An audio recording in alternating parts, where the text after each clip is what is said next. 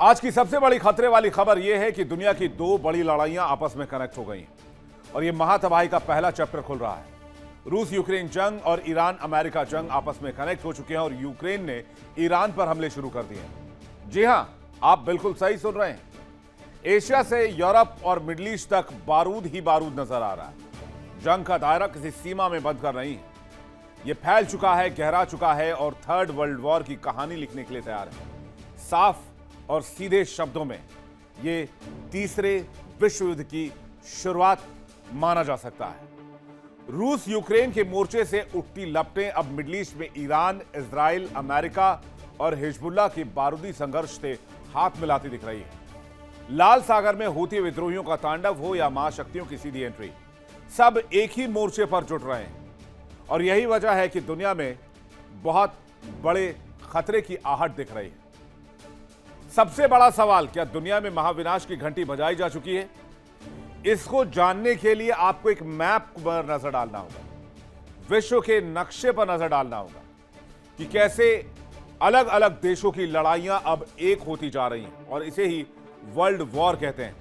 आइए देखते हैं।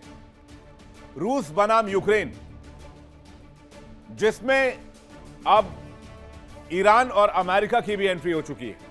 सबसे पहले अगर आप देखेंगे तो रूस बनाम यूक्रेन का युद्ध, जो कि लगभग 4 सालों से लगातार जारी, और अब यूक्रेन हमला कर रहा है ईरान पर कैस्पियन सागर में। इसके अलावा ईरान बनाम इजराइल संघर्ष, फिर अमेरिका बनाम ईरान का संघर्ष, हूती बनाम सऊदी का संघर्ष, हिजबुल्लाह बनाम इजराइल का संघर्ष, हमास बनाम इजराइल का संघर्ष, सीरिया बनाम ईरान की लड़ाई, ईरान बनाम अमेरिकी बेसिस पर हमले, और सऊदी अगर इस जंग में आ रहा है तो पाकिस्तान को भी आना होगा, क्योंकि पाकिस्तान और सऊदी में जंग को लेकर पहले ही समझौता हो चुका है कि सऊदी पर हमला पाकिस्तान पर हमला माना जाएगा और पाकिस्तान उस लड़ाई में आएगा। जो लड़ाई अलग अलग मोर्चों पर चल रही थी, वो लड़ाई अब कनेक्ट हो रही है। खबर है कि यूक्रेन ने ईरान के जहाजों को निशाना बनाया, जिसके बाद ईरान इस लड़ाई में डायरेक्ट एंट्री ले चुका है। यानी पूर्वी यूरोप से मिडिल ईस्ट और एशिया की सीमाओं तक सिर्फ बारूद ही बारूद। ये 9 तस्वीरें आपके टेलीविजन स्क्रीन पर हैं, जिससे आप समझ पाएंगे कि कहानी क्या चल रही है। अब रूस यूक्रेन की लड़ाई में ईरान को घसीटना, ईरान और अमेरिका की लड़ाई में चाइना और रशिया को घसीटना, सऊदी और हूती की लड़ाई में पाकिस्तान का आना, हमास और इजराइल की लड़ाई में ईरान का आना, लाल सागर में हूती और सऊदी की लड़ाई, सीरिया और खाड़ी में अमेरिकी ठिकानों पर हमले, पाकिस्तान और अफगानिस्तान की लड़ाई।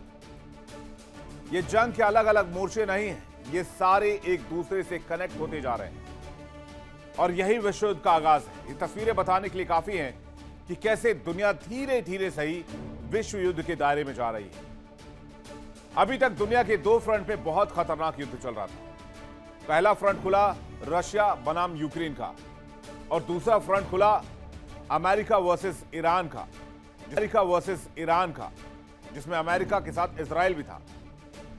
लेकिन आलम यह है कि दोनों जंगी मोर्चे आपस में जुड़ गए। कैस्पियन सागर में ईरानी जहाज पर यूक्रेन ने हमला कर दिया। यूक्रेन ने ईरान के कमर्शियल जहाज पर हमला किया और आरोप लगाया कि इस जहाज का इस्तेमाल ईरान और रूस के बीच सैन्य हथियारों और रसद की अवैध सप्लाई के लिए किया जा रहा था। उधर जेलेंस्की ने कहा कि हम जंग में आने वाले हर खतरे से समय पर निपटते रहेंगे। यानी यूक्रेन ने अब डायरेक्ट अटैक कर दिया है ईरान पर। तो एक और जंगी मोर्चा खुला, यूक्रेन वर्सेस ईरान।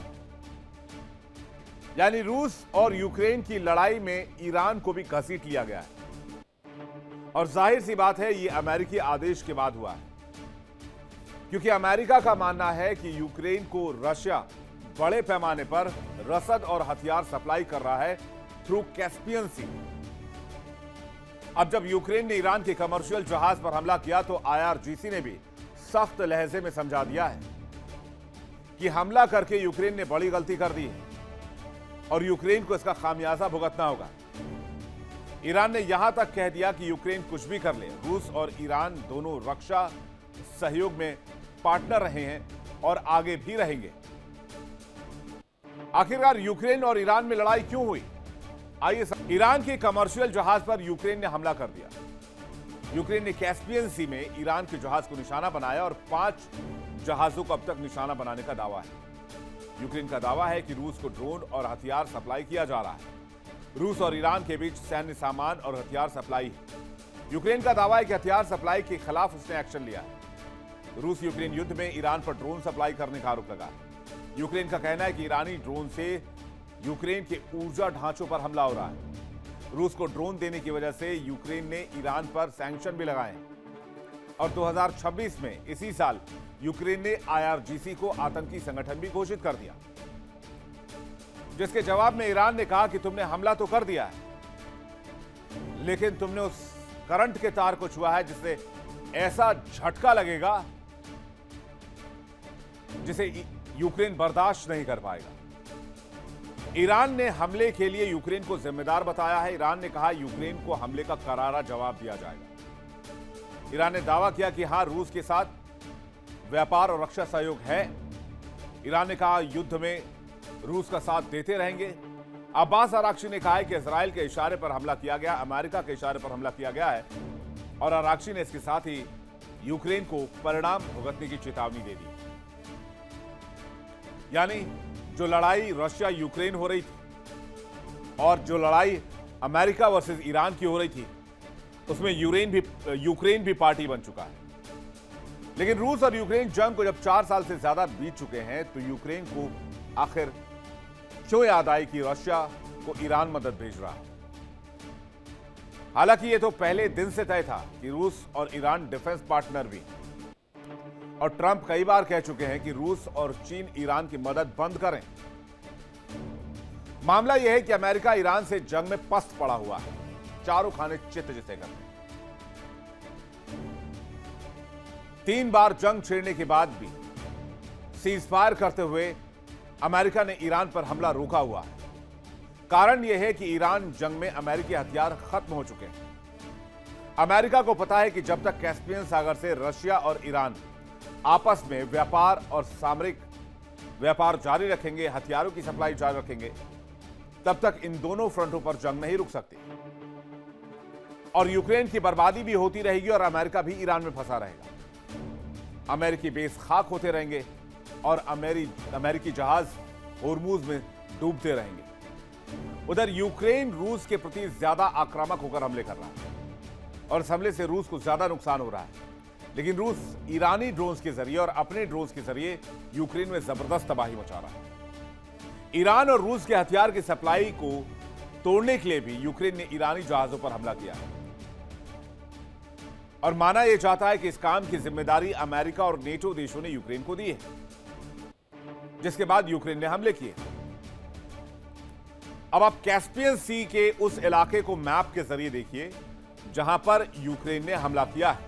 ये जो तस्वीर इस वक्त आप देख रहे हैं, ये कैस्पियन सी की देख रहे हैं और ये आप रशिया की देख रहे हैं। कैस्पियन सी में जो अस्त्रखान बंदरगाह है रूस का और जो अंजलि बंदरगाह है ईरान का, उसके बीच की दूरी तकरीबन माना यह जाता है कि 1200 से 1500 किलोमीटर और यूक्रेन की दूरी कैस्पियन सागर में लगभग 700 से 1500 किलोमीटर की दूरी पर है। फिर भी कैस्पियन सागर में यूक्रेन अपने इलाके से अटैक कर रहा है। बहुत हद तक मुमकिन यह है कि वो काला सागर में मौजूद अपने युद्धपोतों से निशाना बना रहा है ईरान के जहाजों को। और जो रास्ता आप देख रहे हैं, ये रास्ता तब एक्टिवेट हुआ है जब से होर्मुज में जहाजों की आवाजाही रुकी है, इसलिए कैस्पियन सी को निशाना बनाया गया है। ईरान ने साफ चेतावनी दे दी है कि यूक्रेन भी सुरक्षित नहीं रहेगा। अगर यूक्रेन डायरेक्ट इस वॉर में आ रहा है तो फिर यूक्रेन का स्वागत है और स्वागत भी हम तेहरान के अंदाज में करेंगे, ईरान के अंदाज में करेंगे। कैस्पियन सागर के पार रूस के दक्षिणी तट और ईरान के उत्तरी तट के बीच सीधी जल दूरी लगभग 600 से 700 किलोमीटर, जबकि उत्तर से दक्षिण तक की इस पूरे सागर की कुल लंबाई 1000 से 1200 किलोमीटर के बीच है।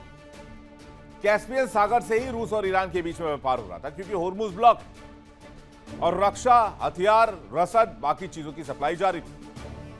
कैस्पियन सागर के बीच के देश भी इन दोनों के व्यापार में कभी टांग नहीं अड़ाते। यही वजह है कि ईरान को कभी हथियारों की कमी नहीं हुई। लेकिन यूक्रेन ने करीब 1,500 किलोमीटर से ज्यादा की दूरी का मिसाइल का इस्तेमाल किया और यूक्रेन ने रशिया और ईरान के बीच जारी कैस्पियन सी के इस रूट को ब्लॉक करने की कोशिश की। आप इसे वाइस वर्सा भी देख सकते हैं। आप इसे ऐसे देखिए कि सऊदी के जहाजों को हूती विद्रोही निशाना बना रहे हैं लाल सागर में। सऊदी कारोबार नहीं कर पा रहा है पूरी दुनिया के साथ। वही भूमिका यूक्रेन निभाने के लिए तैयार है कि कैस्पियन सी से भी आपको व्यापार नहीं करने देंगे, इस इलाके को हम ब्लॉक कर देंगे। कोशिश यह कि ईरान को चोक किया जाए इकोनॉमिकली, क्योंकि होर्मुज में पहले ही बंद है, वो लाल सागर में पहले ही मुश्किल में है, बहुत ज्यादा इंफ्रास्ट्रक्चर है नहीं ईरान के पास। बच गया एक कैस्पियन सागर वाला रूट, इसकी वजह से भी अब ईरान को दिक्कतें बढ़ सकती हैं। इसलिए ईरानी जहाज पर हमला और ईरान ने बदला लेने का ऐलान किया, क्योंकि ईरान और रूस अब इस जंग में खुलकर आ सकते हैं। उनके पास अब विकल्प भी है और वजह भी है। हालांकि अभी तक रूस ने ऐसा कोई ऐलान किया नहीं है या रशिया ने ऐसे किसी अमेरिकी जहाज को निशाना नहीं बनाया, लेकिन अंदाजा लगाइए कि रशिया और ईरान के जहाज पर यूक्रेन हमला कर रहा है, और अगर रशिया यूक्रेन और अमेरिका के जहाज पर हमला शुरू कर दे तो फिर कयामत तय है। एक तरफ ईरान गोरिल्ला युद्ध में मास्टर, जिसके दम पर उसने 5 महीने से अमेरिका को थका रखा है, पस्त कर रखा है, तो वहीं रूस जैसा खतरनाक मुल्क जिनके पास अत्याधुनिक हथियारों की कोई कमी नहीं है, और परमाणु हथियार तो पूरी दुनिया में सबसे ज्यादा रशिया के पास है। यही वजह है एशिया और यूरोप के साथ साथ पूरी दुनिया जंग की जद में नजर आ रही है। देखिए इंडिया डेली 24/7 अब आपके स्मार्ट टीवी पर। इंडिया डेली मौजूद है सभी डिजिटल प्लेटफॉर्म पर लाइव और लगातार। इंडिया डेली 24/7 हर दिन राष्ट्र को समर्पित।